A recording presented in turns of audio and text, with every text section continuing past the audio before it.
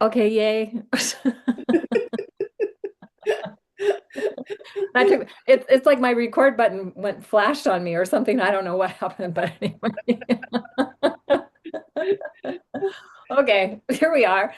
I am so excited to be here with Lori Ray, who has we've had, I mean, it's been a few years, I think, that we've had uh she's been part of our Venus alchemy work Four and and a half years. 4.5 years. four Yeah, and a half years. yeah, Okay, it's a little while. We've had a few conversations along the way and that's right. Exactly. Had a yeah. reading. Yeah, And yeah. she's an astrologer, and we were going to be here today with Jamie, but Jamie couldn't be here, so it's just her and me, and that's okay. I'm sure we're going to have fun. Yeah. Yeah. So, yeah, Lori Ray is an astrologer, and she'll tell us a little bit more about that when we get when I hand this off to her. But here we are coming up on the June solstice, and I have to say that I've been I've done probably 4 or 5 videos on what's going on with the June solstice being at the center of the sacred hoop of stars. And that the Lakota people saw this hoop of stars in the sky and they called it the sacred hoop. And it literally has a cross that goes through this hoop, the plane of the galaxy and the plane of the solar system. They cross at the center. And it just so happens the June solstice is rising exactly on that cross and has been for a long time. Wow. It came within 1 degree in 1926. It leaves 1 degree in 2070. We've got 144 years. We've got, if we look at a 72-year window with a half a degree on either side, 1962 to 2034. So we're still in the very central part of this powerful alignment of the June solstice that can only be here if we're looking at 1 degree every 72 years, these seasonal points moving through the constellations, 25,920 years. We round up to 26 to make it easier to say. Anyway, but there's also all this activity that's been going on in the sacred hoop. Uranus just entered, is going to be there till 2039. Jupiter and Venus have just had, as we're doing this recording, they've just had their exact conjunction on the edge of the sacred hoop. I think Venus is leaving today. We're recording this on June 10th. And then Jupiter's a few days behind that. But they've been together in the hoop. They were there together last year, and now they're here together again this year. And then Saturn's going to enter the sacred hoop in 2030. And then of course Jupiter won't come back for 12 years. But it'll come back. And anyway, so all this activity that's been going on there brings us really just, I think it's just lighting up this sense of what's the sacred hoop? Why does it matter? And how is having the sun at the center of the sacred hoop all this time? What does that mean? How are we connecting with that? Well, and at the center of the sacred hoop, so at the center of who we are, it's like representative as above, so below, it's the center of this timing of in the northern hemisphere, summer, and in the southern hemisphere, winter. So it's a seasonal experience, longest day, shortest night, or longest night, shortest day. Um, it's a seasonal experience, and that's what this point is. And when the sun rises there, that's what the experience we're having here on Earth. And so, the fact that it's been there, rising there for such a long time already, and then now we're getting, we've got all these planets starting to join in and do all this interesting interaction. Mars will be entering the sacred hoop, I think it's on June 29th. I think it's around June 29th. There's a whole lot going on June 29th, so we'll be talking about that. But anyway, so there's all this stuff going on there. And from the Native American perspective, the sacred hoop is the circle of life, and it's how we're all interconnected.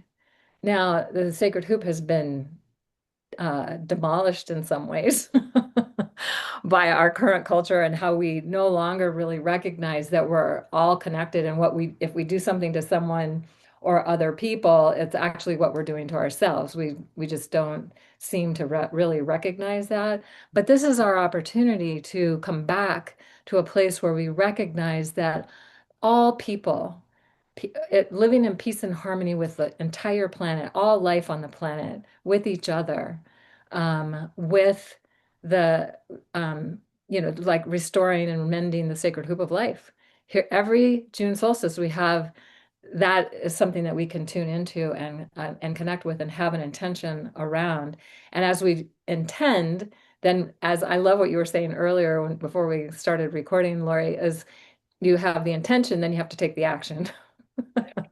Because if you're just intending, that's probably not enough. But the action I'm feeling is coming from love. It's not like we have to go march in the streets. I mean, if we want to march in the streets, that's fine. But it's not that that's what's necessary in order to change everything. I think if we come from love, that's what changes everything. So anyway, that's my sense of this time. And soon after, I mean, we have several planets and things already in the sacred hoop with the sun at that time, which won't necessarily be as visible. But on June, it's June, yeah, June 28th that Mars enters. Then what did I want to say? Um, and then Mercury's going retrograde on June Yes, 29th. We have a full moon in Capricorn on June 29th, out of bounds, wildly, unpredictable energy happening. And also, as we're recording this, Uranus, Uranus, Uranus, different ways of pronouncing it. I tend to say Uranus. It's but that it's squaring the nodes, yes, the past and the future. yes, And it can be the great disruptor. And I think you're going to talk about some of this with how we connect this to the Tower card and the tarot and so on. So, whoa. exactly. This is such a powerful time. So I'm going to just leave it there and let Lori jump in and say what she wants to say. Thanks. Yeah. So Lori Ray Resanoff, Canadian astrologer up here in southern Alberta, Canada, just so people know. Been an astrologer for, 26 years now. And a little bit of traditional, a little bit of evolutionary, a little bit of shamanic, and, you know, having Aquarius in my sixth house, got to have, a little mix of everything. And so very happy to be here with Cayelin, and I've enjoyed learning more the last 4.5 years about the Venus synodic cycle, but everything astronomy as well. And so very much thank you very much for that. And so talking about the sacred hoop and everything, and of course we're talking about the season of Cancer. And Cancer is about family, but it's not necessarily the family that we were born into. It's people who we feel are more family sometimes than our family. And so this is where that inclusiveness, how are we connected with everybody? And I think that's showing itself more and more that we don't have to be just family with our family, right? And so this is part of embracing more of that. How are we spending time with those people, and what are we doing with them, and how are we connecting with them, right? And so, and the piece that Cayelin and I were talking about before we got on here today, she's been a mother and now a grandmother, and I haven't had kids, but I have been a surrogate mom to my younger siblings from the age of 13. Because mom and dad got into business together, and I'm the eldest daughter. So guess what? You're served to this responsibility. So thank you very much. And so then, fast forward, because I always take a look at the cycles of what we're into, and the bigger cycle, and then where are the cycles that we're in now. So we are actually in the full moon version, the full moon timing of the solar year being, coming into the sun going into Cancer, summer solstice, beginning the season of summer. And so we're halfway through our solar year, and we began the solar year December 21st on 2025, winter solstice for us up here, summer solstice for the people down under. And we were actually, so the sun went into 00 degrees of Capricorn, and we were in the underworld with Venus and Mars. And so we started that underworld with Venus in November, came up out of it in February of this year. So we had about 4 and some months of dying to our former selves. And so this is part of, okay, so we were dying to who we thought we were and what we thought we were going to be doing in 2026.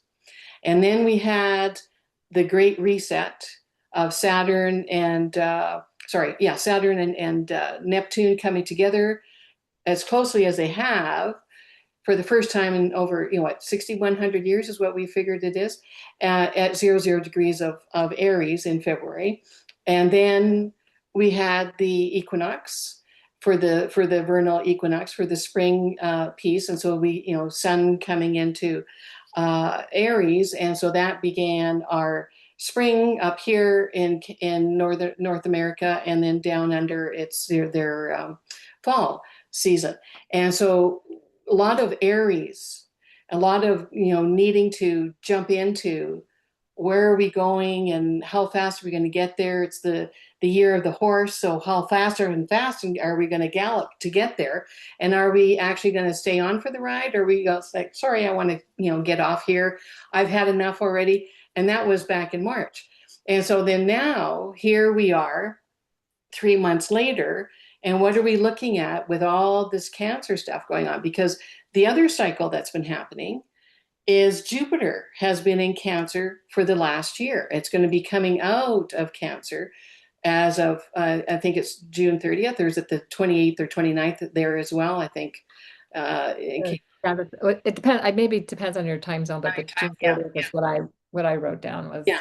And so then the previous timing to that was back in 2013. And what's interesting about 2013, not only was Jupiter going through Cancer, Mercury was going through all of the water signs during his retrograde timings, just like he is now in 2026. So, and right now, Mercury has been out of bounds in Cancer. It hasn't quite got into his pre-shadow timing yet, because that's not until June 13th. And then he goes retrograde, near the end of this month. And so it's like, okay, so where were we at 13, 14 years ago, as far as family, caring, caregiving, mothering, children, country, because Cancer rules the fourth house. It's not just about home and all that type of thing, but it's also about how we're looking after ourselves as well as other people. And so then with me, with the caretaking piece, what was interesting, I was called back to Alberta because I was out in Vancouver Island for 3 years because two family members were very ill within days of each other. And so mom had been looking after dad. My other sister had been looking after our middle sister for 2 years before that. And so I came home and it's like, okay, so back to that surrogate mothering piece come roaring back. So it's been 13 years of doing the caregiving piece. Dad died, our sister died, and then I had to move in with mom because she wasn't looking after herself after dad died. And so now that since Jupiter went into Cancer last year, that's when we had to put mom into long-term care because she, her physical, abilities were just not, it was too much for me to do on my own. And it's better where she's at now. She's actually thriving better now, more social than she was last year. So she's got her own new family that is caregiving her. There's somebody there for her 24/7, and they've got different shifts. So one person isn't getting overwhelmed by that caregiving. And so then since that time of Jupiter going into Cancer last year, and it's just about to end, it's taken me almost this whole year to figure out who am I? What do I want? And what do I need? Because one thing I just learned from a Mel Robbins video here, a clip that she was doing in her podcast with Dr. Muriel Bouquet, I think it's, or Buque. Don't know how to pronounce that, where she said there's a hidden wound as eldest daughters, where we're parentified child because we're forced to take on some of the family burdens long before we're actually meant to, because we're too young, right? We're supposed to be children. We're not supposed to be parents. And we become typically the fixer of the family household.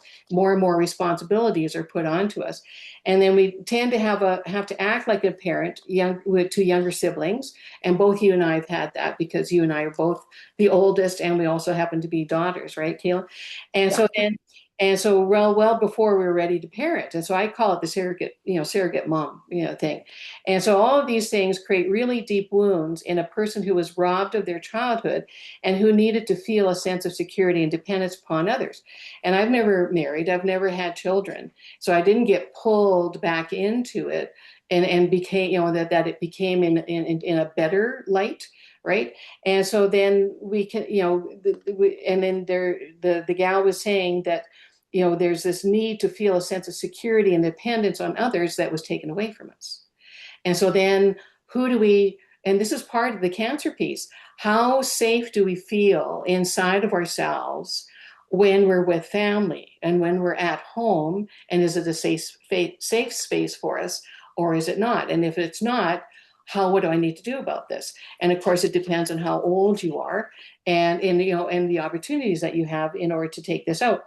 And so then there's an opportunity to heal from this parentification, where we can offer ourselves a reparenting process and give ourselves what we didn't receive when we were children, and to rectify the relationships that we've had with our siblings and parents, which has been very interesting for me to see this, because I'm like, well, that explains the last 9 years with living with mom, the anger, the resentment, like, so the unresolved, emotional pieces. And so Jupiter has helped me through the two cycles, the previous one and this one, of how am I feeling. And it was really cool because normally women are asked to suppress rage and to suppress anger.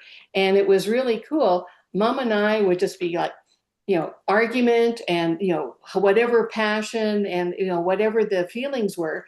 And then, we were okay because we needed to express that. Both of us did. It wasn't just coming from me, it was also her. And it was interesting because she's a Pisces too. Like, you and I are Pisces and she's a Pisces. So it's always interesting to see how Pisces wants to be of service. And then we're doing for others. And this is what Cancer does too, part of the shadow side, where we're doing, service to others for so long, we forget about me. And then it's like, oh, a person asks, well, what would you like? It's like, I don't know. Right. And how do you feel? It's like, well, I'm fine, because we push away our how we feel. And so this is part of, it's really interesting because then as eldest daughters, we have struggled as adults as far as putting our needs first, just like they say in the airplane. The airflow, the air mask comes down. You as a parent or the adult needs to put your mask on before you put your child's on, because if you can't breathe, how are you going to help somebody else? So if we're depleting ourselves, how are we able to be there when other people need us, and especially for ourselves? And so this is the journey that I've been going through for the last 13 years, but my whole life actually, in and out. And this is what I bring to the table today through this Cancer piece, because, it's huge. Like, I know I'm not the only, female in the room here that has had to deal with this, right? So, I also, yeah, I agree with you one, and I love that you shared that story, because I feel like it's not even just being the eldest daughter or eldest child or whatever that yeah, responsibility can be that gets put on you, but it can be anywhere in the birth order. And just if you have messy parents, addict parents, parents who just don't show up and aren't there, or they fight a lot, or they are abusive, whatever it is. I mean, we all have something that we get to work through. We get to um, maybe make better choices for ourselves. We get to learn how to forgive all that and forgive ourselves for having had to go through all of that and whatever else that might be about. And so that we can feel safe inside ourselves, so that we can feel safe at home and with other people and with the people we choose to be around. Because as children, we didn't have that choice. And now as adults, hopefully we do have that choice. that's right. Yeah. Yeah. And Yeah. and the other piece that Cayelin and I were talking about was a little bit about medical astrology. And right now, some of the fallout from all the stress and all the, because caregiving, those of us who've had to caregive elderly parents and siblings, we know that there's a toll on us, emotionally and mentally, but also physically. And so now I'm in a place where the lymphatics are out of whack. Well, it's interesting. Cancer, the sign of Cancer, the sign of Pisces, as well as Scorpio, they all have something to do with our lymphatic system. And so now, after all of letting go of the emotional pieces and a lot of the mental pieces, now it's time with now that Jupiter's just coming to the end of doing the Cancer piece here for all of us, of how we're caring for ourselves and each other, that I'm now realizing how much of the lymphatics of my lymphatic system, not operating as well as it could. So luckily I've had, several people come through my life to help me figure out what I need to do next. And then as, when the sun goes into Leo, next month, then it was like, okay, so self-love, self-appreciation, all that type of thing. And how are we moving forward? And so, so it's always, And Jupiter going into Leo on June 30th yeah. for the first time in 12 years. And following up on all this, it's like, okay, we're hopefully now taking better care of ourselves, but how are we really loving who we are? And how are we allowing our light to shine in the world? And how are we showing up to have that experience and not hold ourselves back and dim our light because we don't think that's what we're supposed to do or whatever that's about. So it's like so perfect that Jupiter's about to have a little over a year in Leo. Yeah, and then Venus has her new cycle as well, right? Because is she going into Leo or is she going into? I think she's in Leo now, Yeah, that's right. or I'm sorry, she's going into Leo in the next few days, and then she'll go into Virgo Virgo. in That's right. in July. Yeah, that's right. July 9th, she's going into Virgo. Yeah. Many Yeah. moving parts. It's always interesting trying to keep up as an astrologer without our notes right in front of us.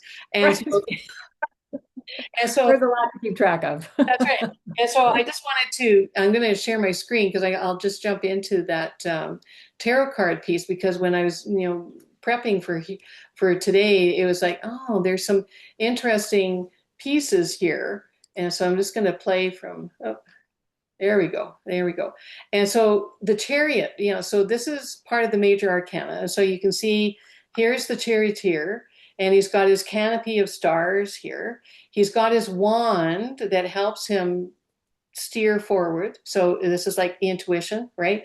And there's the castle behind. And let me just change my little wand here. It's supposed to be the laser pointer. There we go. And so the castle behind, he's in his chariot. So it's interesting, here's the person who has the feelings and the humanitarian and all that type of thing.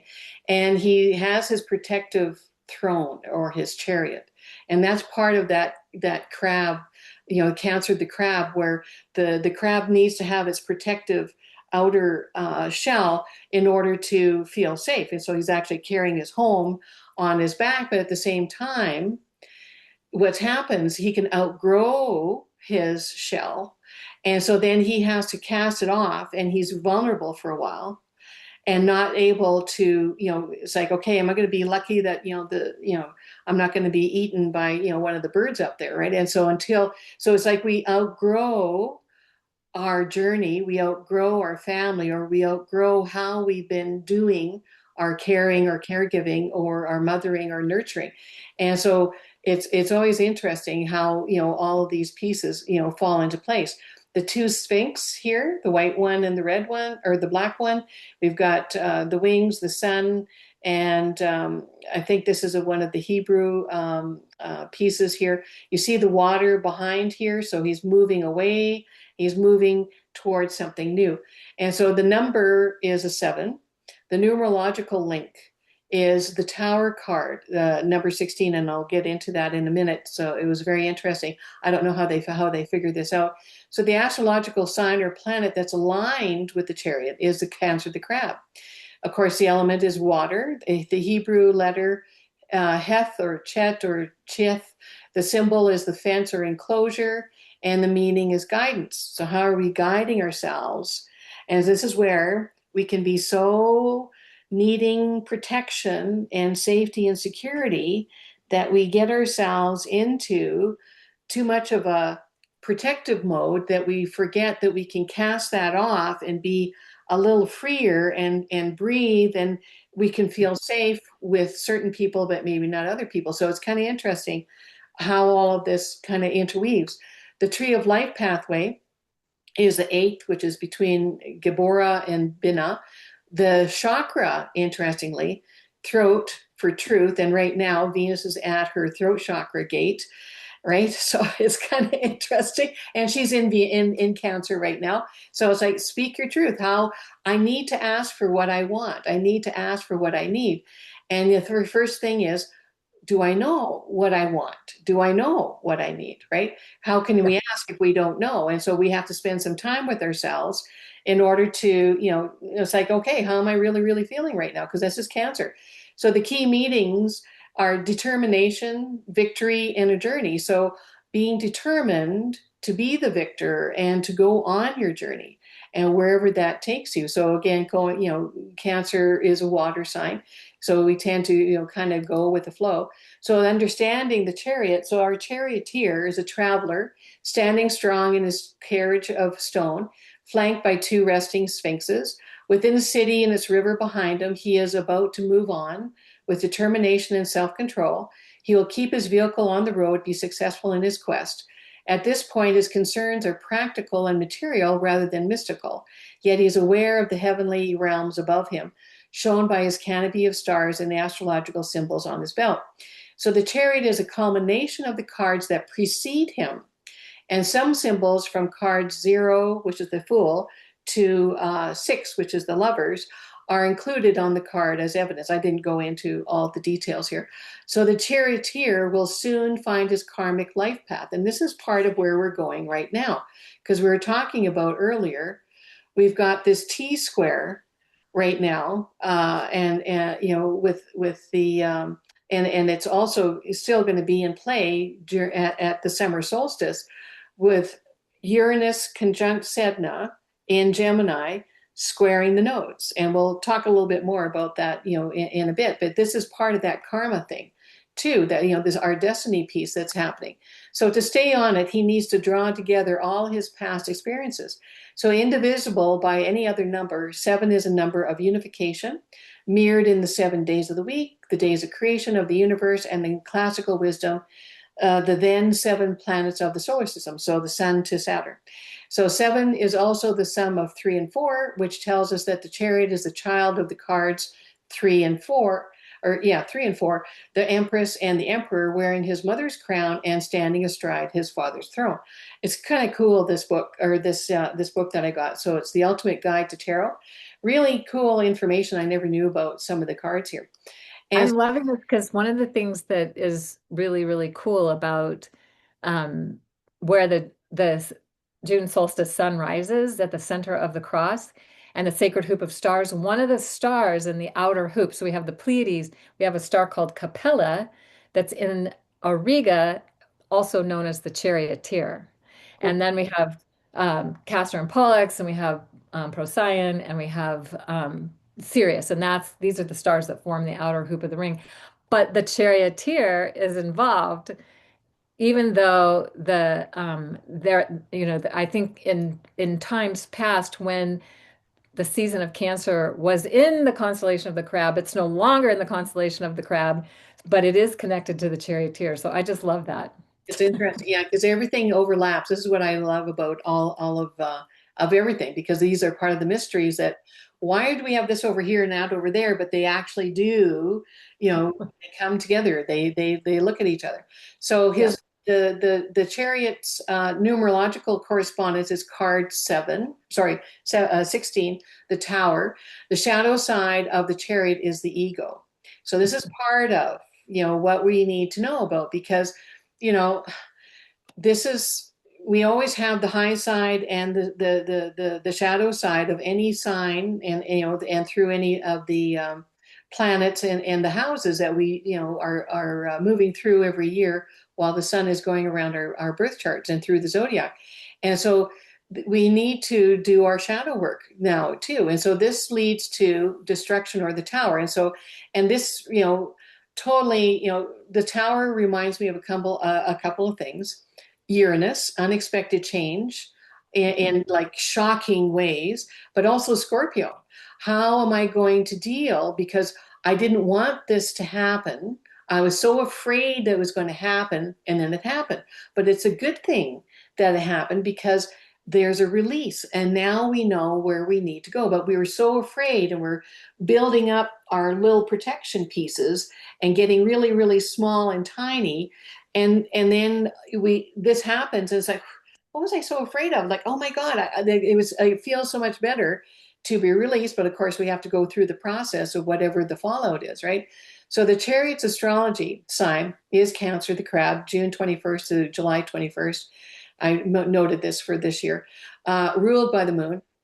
And the crab has a shell, protective vehicle for the body, like the chariot itself.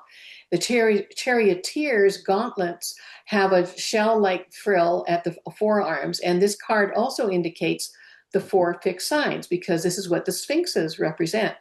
Aquarius, which is this is the human body part, I think. Scorpio, which is trying to remember all the different parts for the Sphinx. I'm not going to go there anymore. So Scorpio, Leo, and Taurus, and their elements symbolized by the Sphinx. So this is air and water, fire, and earth. And so the Tower's astrology, the planet is Mars, fiery and masculine, forceful and warlike. Although Mars energy can bring destruction, with this comes a release and a breakthrough. And so, we are being released, whatever, is coming down, firing from the heavens. Is there something you want to add to that, Cayelin? I'm loving this because Mars is about to go into the sacred hoop. It'll be with the Pleiades. It's entering on the 28th of June, right after the solstice. Yeah. Uh, it's going to catch up to Uranus because Uranus is around 3 or 4 degrees. Uranus will still be squaring the nodal axis when this happens. In fact, it stays within 5 degrees for, I think, till the end of July. That Uranian, unpredictable tower-like energy. Mars is part of that whole energy, and it's adding to all that energy. Mars will reach the center of the sacred hoop, the zero Cancer point, on August 11th. And that happens to be the same day that Jupiter and Venus were conjunct last year with the star Sirius. So it feels like there's definitely something going on here that these planets are helping to activate and to have that understanding. It's like sometimes we just need to surrender and let it just be what it is and not try to fight it. You can't control it. You're not going to control the river. It's going to flow where it's going to flow. So Yeah, how do we accept and trust, because that's also really important, trust that it's taking us where we want to go. that's right. And this is part Even of, though we don't know where it is we want to go, or we think it is, we think we know where it is we want to go, but when we get there, even if it's not what we thought, it's probably better than what we thought. that's right. Exactly. And this is what I find fascinating, with murder mysteries and things that they've got, all the cop shows and everything on TV these days. And it's like the lengths that people will go to avoid something that they didn't want to happen. And in the doing of that, they've created it anyways. And so why did you go through that? And then of course people have lost their lives because of it. And it's like, okay, so interesting, but that's how, fearful and how far the ego will go to keep the status quo. And this is part of what we're also, dealing with, is that status quo thing. Like, Uranus is saying, hello, are you sure you want to be, held up here in this tower that wasn't of your making, but because of what, family, society, have decided for you? Does this feel safe for you anymore? And it's like, no. And so this is part of, we're busting out, and that's part of that T square that I was talking about earlier, between the nodes and Uranus and Sedna, because Sedna wants us to choose: are you going to do the victim thing, or are you going to do the victor thing? And the spiritual maturity piece is soulfully, how are we moving forward? So then the meanings of the chariot here signifies success and a major departure. So there's something that we need. So because we have been successful, what are we going to do next? Where are we headed next? And it's time for determination and focus as you travel in a new direction. And this is Cancer. Cancer, Capricorn, the opposite sign, Aries, and the opposite sign, Libra, they're all the cardinal signs, and they initiate change. They initiate the new seasons. There's new temperatures. There's new, things that are happening naturally around us in the areas of the world that we actually have, the four seasons still. And so, so now a decision is made, and now begin to experience real progress in your affairs. And you have to make the decision, though. And so ready. And take the action to Yes, decide and choose and then act on it. that's right. And as you do more and more actions, it becomes a routine. And then that's what creates the new habits and the new routines. This is what we were talking about before as well, in order to have a new lifestyle. So ready to take control and navigate your path, poised to learn as your horizons rapidly expand. Because, just this is what Jupiter's been doing, rapidly expanding how we do our feeling body and how we're connecting with it, and how loud is our feeling body that we may have been ignoring for too long. And it's like, oh my God, I'm so overwhelmed. And what am I going to do with it?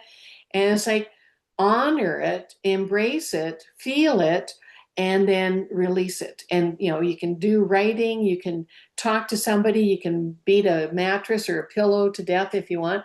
And, go and stand on the edge of a cliff and, yell or something just to get it out, right? Because this is part of the journey of us returning, because it's interesting, Mercury retrograde going to go through, and he's already going through Cancer. So it's the mental body connected with the emotional body.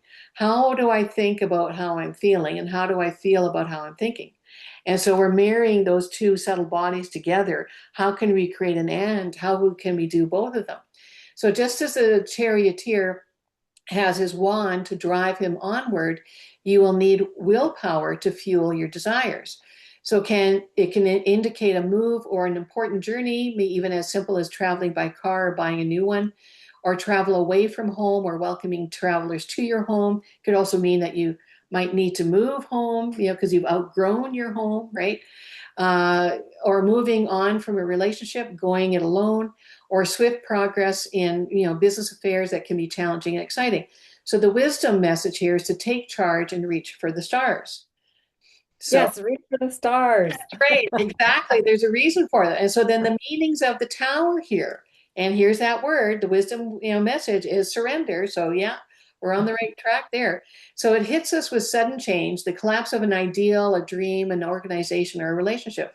So here we are back in December, winter solstice, going through the underworld, and we're dying to a part of ourselves that wasn't authentic to us anymore. And then, Venus rose again as evening star in February. And now Can I just say quickly for people who maybe don't understand that, is that Venus and Mars were with the sun. And when they're with the sun, they're not visible. And ancient peoples considered that being in the underworld, going through a death and rebirth process. So they would drop out of the morning sky or the evening sky or wherever they were, and then they'd rise up in the opposite part of the sky after being with the sun for a while. And if you think about the sun as the source of life and light for our planet, it's like dying, but with the source of energy so that something new can be birthed in a whole new way. It's very, very cool. So I love how you're bringing that in, because it was the sacred feminine and the sacred masculine both, and they made their sacred union in early January. right, exactly. With the sun. They were exact with the sun, both of them at that And it's time. very rare for them to come together because Mars always travels in one part of the sky, whereas Venus travels in another part of the sky. And it's very rare that they're coming together in the same zodiac sign, and being with the sun, because that's the only time they will connect as well. And so there's so many rare and like auspicious things, sacred hoop things, and with the Venus cycle as well as the Mars cycle. So it's very interesting. And one thing I want to add for everybody, with the sun coming into Cancer, we've had all these other planets, and the moon goes around, comes around there every month anyways. Now the sun is going to be shining its focused light on where that area is in your chart. And so through the Cancer sign. And so what's happening with your family? What's happening with your children, if you have children, your inner child, what's happening with him or her, and what's happening with your home, and and is there some TLC that needs to be happening there too?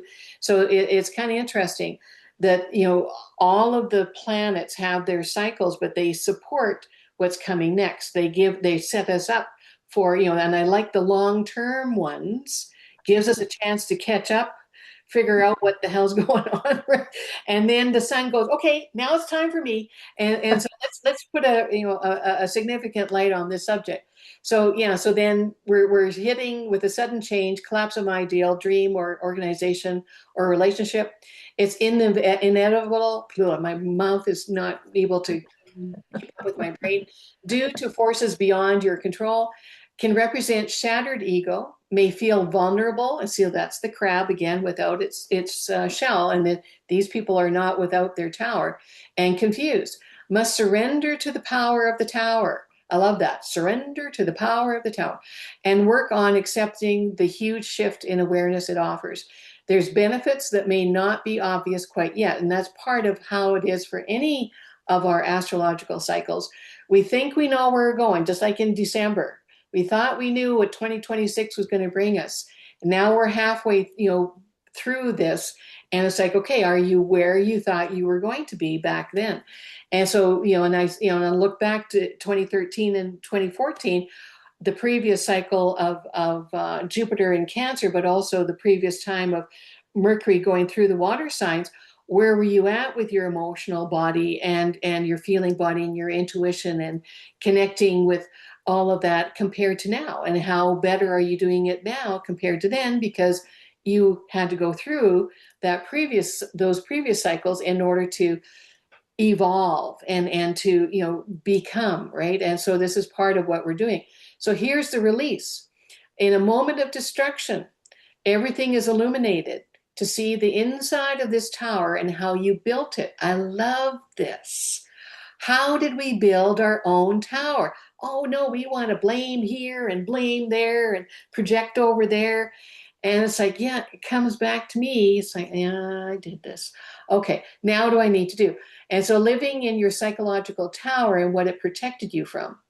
And so this is part of what, and what did we take on as our tower as children in our family of origin, in our home of origin. And that's part of the fourth house piece, that Cancer and the moon, because the moon governs Cancer, and the family lineage patterning. Are we changing some of that? And there's so many people that I know currently, they are so not doing what has come before in generations before. And so this is part of, maybe this is part of what's, breaking you free, and you're breaking not only yourself free, but you're breaking future generations free from whatever has come before. And so experiencing a flash of deep insight, see how the future might evolve to build something that with a more foundation, because it's more like more of a foundation than you had before. Because if it's not solid, it's going to crash around your ears. And so yes, as Cayelin said before, we need to surrender. So it's like I was talking about the Scorpio piece, which is ruled by Pluto. And right now Pluto is trining Sedna and Uranus in Gemini, and Pluto is retrograde in Aquarius. And what's happening for the next, it'll be 19 years or almost 18 years now, because Pluto's been going through Aquarius for a while now. And he's there to break us out of the closed chrysalis of who we thought we were, and we haven't remembered in a long time. Gemini is about short-term memory. Aquarius is about long-term memory. And what I've been getting as I've been researching this over the last couple of years, and bringing information in from different astrologers, it's, to me, the Aquarian piece is we're helping us to remember who we were and what we were doing during the Atlantis times, and how many of the gifts and skills and talents that we've suppressed and repressed over that time, until it's time for us to remember and bring this forward. So it's going to be interesting for the time that Pluto in Aquarius is trining with the, sending a love line, what I call a love line to Uranus and uh, Sedna. And it's interesting. Uranus governs Aquarius. And so it's like we're doing Aquarius in two different ways. And how are we, because, yes, Uranus is about technology and it's about, the, you know, connecting with innovation and invention and what can we be doing there, but we have to start with, okay, is this true for me? Am I actually showing up the way that I want to be showing up? And so, and this is that, and the Scorpio piece through Pluto, and this is something that I've learned through the Venus alchemy piece.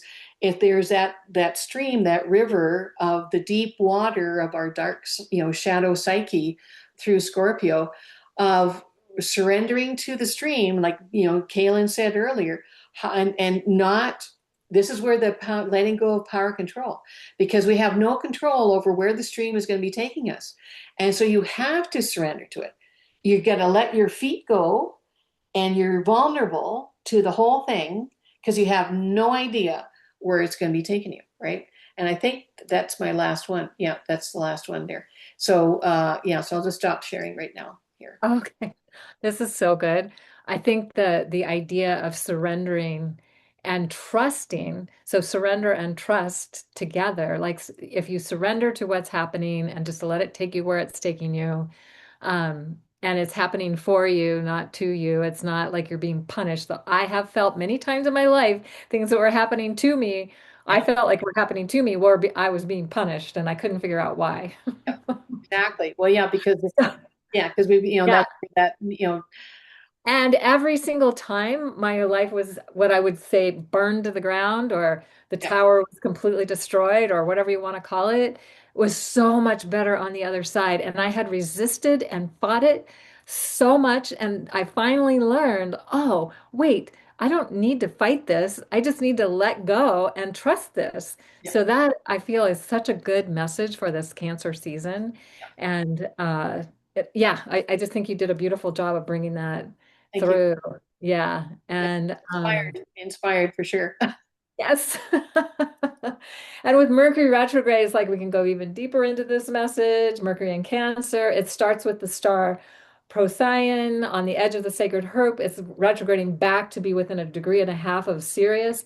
This is what Jupiter and Venus were with Sirius last year in August. And then this year in June, they were with Procyon on the edge of the sacred hoop. All this is happening inside the sacred hoop, so we can bring it back to that. And so where that really coming to this sense of, and I think with Jupiter and Leo and coming into the Leo season, which will be another month away, but we have the opportunity to really uh, tune into how are we loving ourselves, and if we're not, what would it take for us to be more loving toward ourselves? But yeah, Because to be more loving to the world and to hold that vibration of love, we need to be loving towards ourselves. right. And I think Cancer and Leo speak into that. Cancer maybe tends to be more about others, or has tended to be more about that. But first we have to be good with ourselves and then with everyone else. But also allowing our light to shine, Mhm. and showing up and being in that high vibrational energy. And that's what changes the world. That's so exciting. And I just feel really, yeah, this has been really fun and really good. So is there anything you want to say in wrapping this up? Just a couple of things quickly. Yes, yes, Everything starts, from home, right? And so, and so we have to, how, where is it? It starts with me, and how do I want it to come on out, right? And how do I want to conduct myself? And the other thing I wanted to say is going to be happy birthday to Canada, July 1st, yes. 108 years, and happy birthday to the US, because it's going to be July 4th, the 250 years. And so we're both Cancerian countries. Right. So, Canada's within the first 10 degrees of cancer. So we really, really are cancer. And so, yes, anybody that has needed protection or needed to be fed or looked after somehow, and plus, the peacekeepers, right, going to look after people in other countries, that's been Canada because we really do. And our sun sign is exactly conjunct Uranus in the fourth house of the country. And so it's kind of interesting. Unexpected changes, shocking changes. It's like, yeah, it's kind of interesting. You never know. We're going to be, you think we're going to show up over here, and all of a sudden we show up over here. And then U.S., your Cancer is at 13 degrees And of, it was exact with Sirius, the yes. star Sirius, at the time of the Declaration of Independence, Okay. and so that was part of the vision that hasn't really been fulfilled in the U.S. Just saying, but maybe what's happening now is the destruction will be enough to create something beautiful that was more in alignment with what the original intent was. And it's really cool because the U.S. sun sign in Cancer is in the second decanate, and that brings in the Scorpio underlay. So there's your shadow, and so yes, you are destructing. You can be destructive, you can be secretive and hiding and all that type of thing, but you can also be very investigative and do the research and get to root of things. And so this is what I love about Scorpio and Pluto, because I have I've got Scorpio in my third house of communication. And so this is where we believe in do-overs, in that life, death, rebirth piece, and rebirthing ourselves. And so, okay, so we screwed up there. How can we do better next time? And so you have to pick yourself up and dust yourself off and try it again, and hopefully in a more evolutionary, way. And really die to what wasn't working, That's let it correct. go so that it can't, so the rebirth can happen into something that is That's correct. going to be more alive and aligned and exciting and fulfilling for all people, all life, the whole entire planet, That's right. not just an elite few. That's correct. Yeah, exactly. And Canada does have its shadow because the shadow of Cancer wants to be possessive, wants to be needed, and wants to say sorry. Not the same.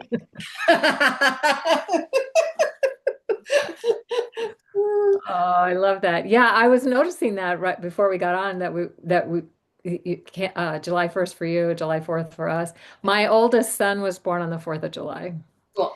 Very cool. I at two find in that the morning, but you know. Yeah, 'cause I find it fascinating that Turtle Island, which is North America, is Cancerian, and it's part of the cardinal home and caring and loving and intuitive and feeling, and we're still figuring out all of the melting pots of what we have of different races and peoples, and cultures in North America, Yeah. trying to figure it out as a group, right? Because this is our family. We have the North American family here, right? So it's very And cool. the shadow side of cancer being, I'm just going to take care of me and my family, and everybody else can go to hell, or they have their own thing and we don't care, or we're going to conquer them so that make sure that our family's taken care of. That's right. So that's the shadow side.